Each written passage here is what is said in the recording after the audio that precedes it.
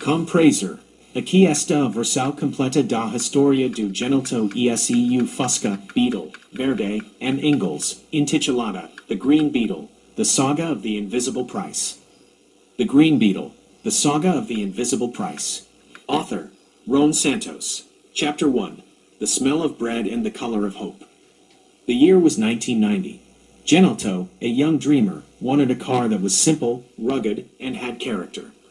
The target, a Volkswagen Beetle. One Saturday morning, while passing by the Sabor do Dia bakery, he saw the most charming avocado green beetle he had ever encountered.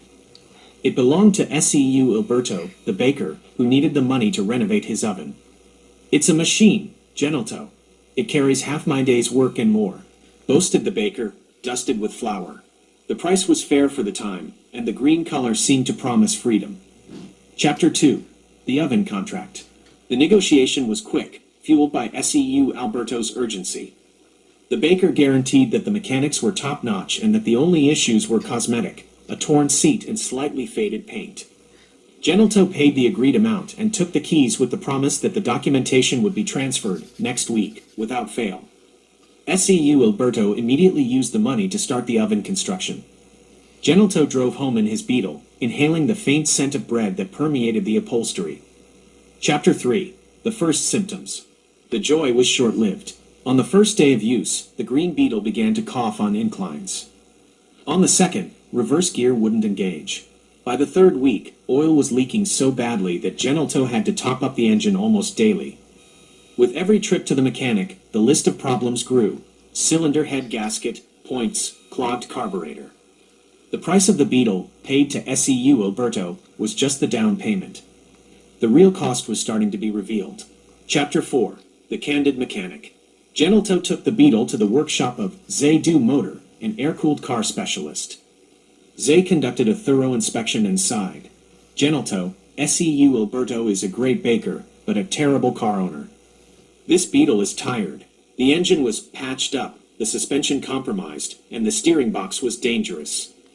Zé do Motor tallied the figures and showed Genelto that the amount needed to properly fix the Beetle was nearly double what he had paid SEU Alberto. Chapter 5. The Mechanical Black Hole. Genelto faced a dilemma: give up or dive in headfirst. He decided to move forward, driven by stubbornness and love for the green color. He began spending. 1 week was the engine. Another week was the suspension. Then, the electrical system, which looked like it had been chewed by rats. Every new part was a piece of his salary that evaporated. The Beetle, which was supposed to be a means of economy, turned into a financial black hole. Chapter 6. The Documentation Nightmare. The mechanical headache was only half the problem. Genelto went to the Detran, DMV, to start the title transfer and discovered that SEU Alberto had neglected the Beetle for years. There were overdue fines, the IPVA, vehicle tax, hadn't been paid for 3 years, and the Vehicle Registration Certificate, CRV, had old pending issues. SEU Alberto's, without fail, turned into a bureaucratic soap opera. Chapter 7. Confronting the Baker. Frustrated, Genelto confronted SEU Alberto at the bakery. The baker, now with his shiny new oven, merely shrugged and lamented, taking no responsibility. "I'm sorry, Genelto. I sold it as is. The fines are small. You'll sort it out soon." Genelto had to spend more money and time to pay off the Beetle's old debts, tasting the bitter flavor of naivete. SEU Alberto, while not an explicitly malicious Zé Ruela, had been careless and deceitful, passing on a heavy burden. Chapter 8. The Detran Marathon. Months dragged on in Detran queues, notaries' offices, and trips to the bank to pay fees and fines. Genelto became an expert in vehicle documents. The Green Beetle was his bureaucratic trial by fire. He needed fixers, the patience of a monk, and more money. The total cost of the Beetle, summing the initial purchase, emergency repairs, and documents, now exceeded the price of a popular brand-new car of the era. Chapter 9. The Victory of Green. Finally, after almost a year, Genelto held the new CRV in his hands. The Green Beetle was legalized and, most importantly, functional. The engine purred cleanly, the suspension was firm, and the original color was revitalized. He had invested not just money, but his perseverance. The Beetle was no longer just a car, it was a trophy of resilience. Genelto knew the vehicle's true price, and it was invaluable. Chapter 10. The car became a character. Years passed. Genelto still owned the Green Beetle.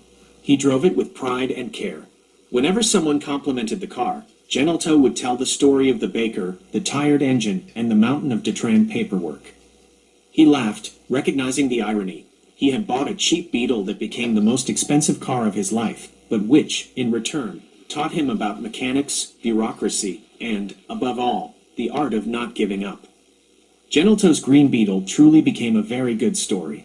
Gostaria de uma imagem de capa para esta historia em inglês?